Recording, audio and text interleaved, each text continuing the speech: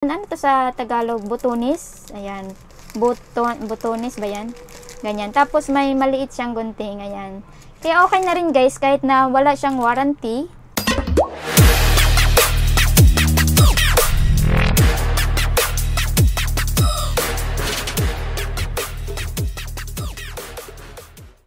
Hello guys! It's me again, Jinvels TV. Andito na naman tayo. At sa video natin ngayon, ipapakita ni Jinvels TV ang nabili niya sa unang nabili niya sa sahod niya sa YT.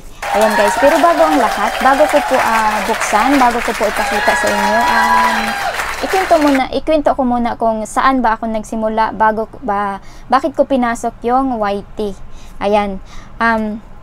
Dati guys, ano lang, yung YT ko, yung YouTube channel ko dati is ano lang siya, yung doon lang ako nanonood ng basketball, Rapid Tulfo, yung programa ng Tulfo Brother. Ayan, sinusundan ko yan sila kasi gusto ko yung tapang nila. Ganun, naaaliw lang ako. Bali, libangan ko lang siya ng panooran yung aking YouTube. Hanggang sa may isang kaibigan ako na panaysin sa akin ng sabi na please panoorin naman, please like naman. Sabi ko, ano ba itong ginagawa niya? Tapos hindi na ako nakatiis, tinanong ko siya, Yut, bakit marami kang ganyan? Tapos sabi niya, ano kaya Yut, kaya itry mo kaya yung YouTube? Sabi ko pa, ha? YouTube, wala akong talent niyan, sabi ko, kasi Bisaya din siya. Tapos sabi niya, hindi, itry mo lang, di ba may mga ka dyan, yung mag-video ka lang dyan, tapos mag-upload ka ng video every week, mga ganyan-ganyan. Tapos sabi ko, sige, pag-isipan ko, i-message kita kung decided na ako. Tapos ayun, after naisip-isip ko, kasi dati medyo hindi naman sa mahilig ako mag-post sa Facebook, pero meron akong mga inaano rin sa Facebook. Tapos minsan nagbababad ako sa Facebook, nanonood, no. Kaya iniisip ko, bakit kaya hindi ko i-try yung sinasabi ng friend ko na YouTube. Kaya ayun, sinimulan ko, ang unang upload ko is yung unang vacation ko na pumunta ako ng Cagayan. Yes, Cagayan. Nagpunta ako sa Dahilayan. Ayan, Dahilayan. Doon, may video ako doon na nag-drive ako ng KTV. Ayun, yun ang una-una kong in-upload sa aking YouTube. Tapos noon, yun na ang ginagamit ko, pasok sa mga LS, tapos yun na ang binababa nila. At nakakatawa pa kasi kapag bago ka pa sa YouTube, pagpasok ko sa isang LS, kasi sabi ni Bayo, tara Yut, dito, pasok ka dito. Tapos pumasok ako, ang una-unang live stream na pinasukan ko ay si It's Guys TV. Ayan, si It's Guys TV. Tapos pagpasok ko doon, winelcome ako. Mega love shout out kay Jinvels TV, welcome. Ay, hindi pa Jinvels yung pangalan ng channel ko noon. Buong pangalan ko, Gina Villasiran, yung buong pangalan ko, ang haba. So, ayan, welcome. Jacketan kita. Tapos sabi ko, ha? Paano nila ako mabigyan ng jacket? Andito ako sa Hong Kong, sa Pilipinas lang yun sila. Tapos yung parang nakasinganga. Tapos dali-dali ako message sa friend ko. Tapos sabi ko, Yut, bigyan daw ako ng jacket ng yung nagsasalita doon. Bigyan daw ako ng jacket. Tapos tawa yung friend ko, sabi niya, magkulay blue ka mamaya, yun ang jacket. Pag nag-blue ka na, ibig sabihin may jacket ka na. Di, natawa ako. Tapos sabi ko, hala, yun pala yung jacket. O, di ba? Tapos nung nagpaparapol yun yung Rolita, si It's Guys. Tapos sabi, ang mananalo ay manalo ng nung 20 banana. Sabi ko, Diyos ko, ano ba yung banana? Yung parang yung mga salita na ginagamit natin ngayon sa YouTube. Nung una pa lang ako talaga ay natatawa ako sa aking sarili kasi yun yung sinabi, yung banana. Sabi ko, hala ka, saan kami kukuha ng banana? Paano kung ako ang manalo? Ano ang gagawin ko? Paano ko matatanggap yung banana? Yung mga ganun. Basta yung funny moments ko nung nagsisimula pa lang ako sa YouTube. Tapos, hindi ko talaga siya maisip na mararating ko ang ito ngayon na na-monetize ako. Tapos, sumasahod na ako ng, hindi naman siya kalakihan guys, kasi hindi ko full time ang YouTube. Libangan ko lang siya at stress reliever kasi malayo tayo sa family natin at minsan hindi talaga natin maiwasan na malungkot tayo or may problemang sa Pilipinas, tapos wala kang magagawa kasi andito ka malayo. Kaya puro isip ka lang. Dati kasi palagi lang akong tahimik, tapos yung bang pag nag-iisa ka lang tapos puro problema ang iniisip mo, ay makapag-isip ka na ng hindi maganda. Kaya nung pinasok ko yung YouTube, ayun nga, tapos sa pangisda-ngisda ko dati, yung natatawa pa ako dyan sa words na pangisda, tapos basta sa yung mga natin, ginagamit natin na words sa YouTube, talagang natatawa ako niyan dati pag maalala ko yung sarili ko dati. Tapos naabot ko yung 1K subscriber, I think 1 month and a half siguro, naka 1K na ako. Tapos nag-start na ako mag live stream. Ayun, tapos bakit ko mabilis ako na monetize, kasi nakakuha ako ng 4,000 WH kay Team EE White. Nanalo ako sa kanya nung nagparapol siya sa kanyang live stream.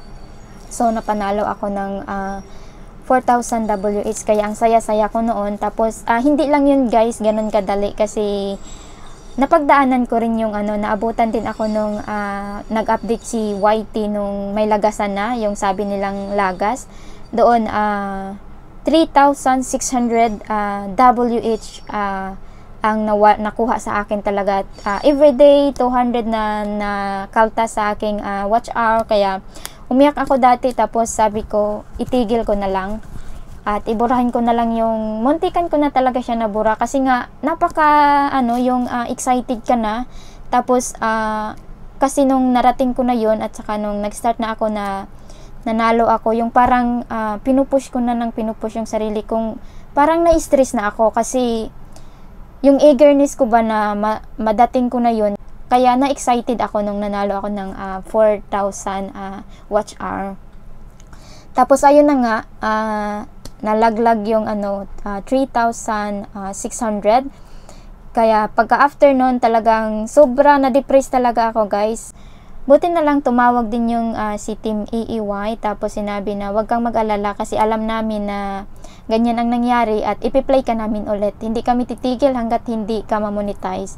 Kaya doon nabuhayan ako ng loob at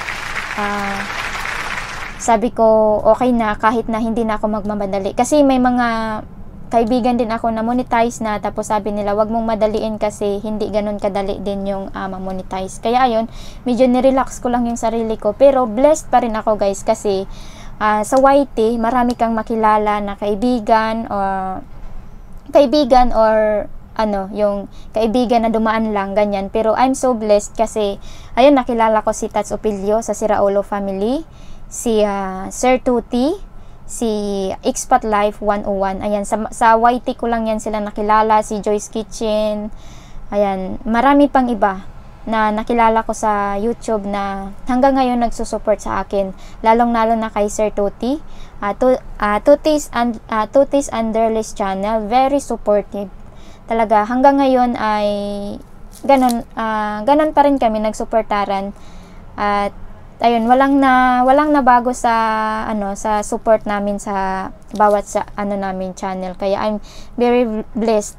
Kasi nung in-enjoy ko na yung yung YT at naintindihan ko na hindi na yung iniisip ko yung channel ko, yung bali yung treasure na inaano ko doon sa YT ko is yung makilala kong kaibigan, yung makilala kong magsusupport sa iyo. As in, doon guys, doon pag yun ang inano nyo, pag yun ang iniisip nyo, ay talagang yung iba yung mararamdaman nyo ba, hindi kayo mai-stress. Kasi ang YouTube talagang nakaka-stress.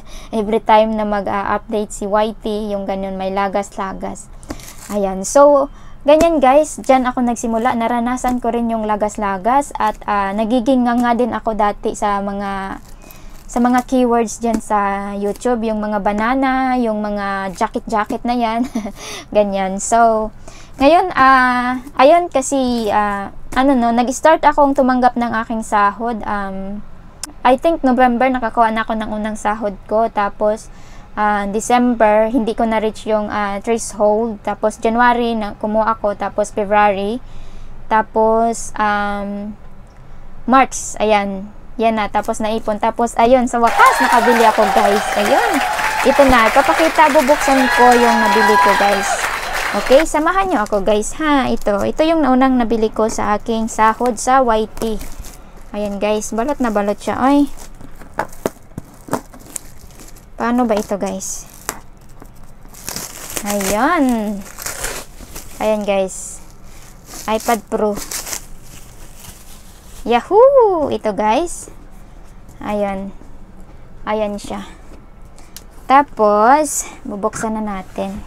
Ay, ayos nga tayo. Ayun. Ito na siya, guys. Ayan, may plastic. Ayun. Ito, ano to? Manual ata to, guys. Manual. Tapos, ito to yung guys. Yung unang nabili ko sa YT. Sa sahod ko sa YT. Black. Anong size to? Large. Ayan, guys. Ayan. Ayan siya. Tapos, ito pa. Dalawa to, guys. Ayan. Ayan. Maganda siya, guys. Maganda yung tela niya. Ayun. Tapos, hala, walang warranty. Tingnan natin dito. Ayun, guys, wala siyang warranty, pero marami siyang freebies. Wala siyang warranty, may manual pa siya. Wala siyang warranty, guys, pero marami siyang freebies. Ito, guys, nakabalot sa plastic. Mayroon siyang garter. Ayan. Ito, may pangtahi. Ayan, red, at saka mayroon ding paborito kong color. Ayan, green, pangtahi. Tapos, mayroon siyang putik. Ayan. Ay, ano yun? Ano to sa Tagalog? Butunis. Ayan. Butunis ba yan? Ganyan. Tapos, may maliit siyang gunting. Ayan. Kaya okay na rin, guys. Kahit na wala siyang warranty. Wala siyang warranty na nakalagay dito. Okay na rin siya sa ano. Kasi mayroon naman siyang mga freebies. Marami naman siyang freebies. So, ayun, guys. Ito po yung unang nabili ni Jinvels TV sa sahod niya sa YT. Yan. Sana po ay na-inspire ko kayo. At, ayun. See you again sa aking next vlog, guys. Siguro, pag makabili ulit. Ayan. Ito na siya, guys. Ang una kong nabili sa aking sahod sa YT. Maraming salamat, guys, sa Thank you so much for watching. And sa mga hindi pa nakasubscribe sa aking channel, guys, baka naman subscribe nyo na ako para friends na tayo. Hindi. Subscribe. Please don't forget to subscribe, guys. And i-press nyo na yung notification bell. Bell all nyo na, guys, para ma-updated kayo sa mga videos ko. Okay? Ayan lang, guys. Thank you so much sa pagsama sa akin sa pagbukas ng aking bagong nabili. Bagong bili sa aking sahod sa YouTube. Thank you so much, guys. Bye-bye. See you again next time. God bless.